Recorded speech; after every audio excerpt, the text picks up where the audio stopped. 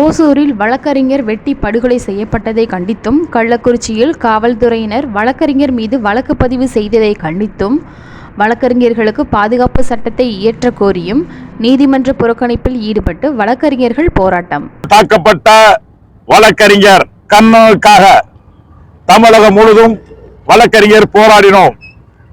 அந்த வேளையில கள்ளக்குறிச்சியில வழக்கறிஞர்கள்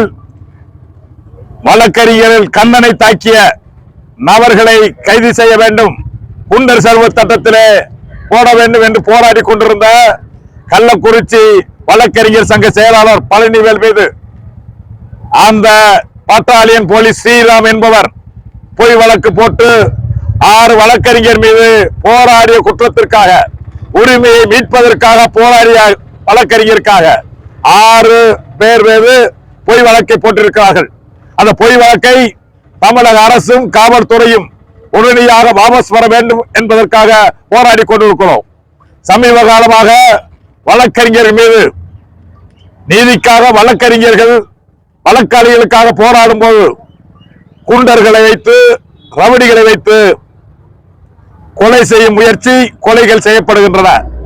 தமிழக அரசு ஆட்சி நடத்துகிறதா இல்லை தூங்கி கிடக்கிறதா, வேடிக்கை பார்க்கிறதா என்று வழக்கறிஞர்கள் மிகவும் வேதனையோடு இருக்கிறோம். எனவே தமிழக அரசு வழக்கறிஞர் பாதுகாப்பு சட்டத்தை உடனடியாக நிறைவேற்ற வேண்டும். வழக்கறிஞர்களுக்கு பாதுகாப்புக்காக மருத்துவர்களுக்கும் கொடுக்க வேண்டும். வழக்கறிஞர்களுக்கு பாதுகாப்புக்காக துப்பாக்கி ஏந்திய பாதுகாப்பு, துப்பாக்கி லைசன்ஸ் வழங்கப்பட வேண்டும். இன்றைக்கு தேனி மாவட்டத்தில் இருக்கிற பல பேர் பொய்யாக வக்கீல் சிக்கரை வைத்துக் கொண்டிருக்கிறார்கள். அவர்கள் மீது காவல்துறை நடவடிக்கை எடுக்க வேண்டும்.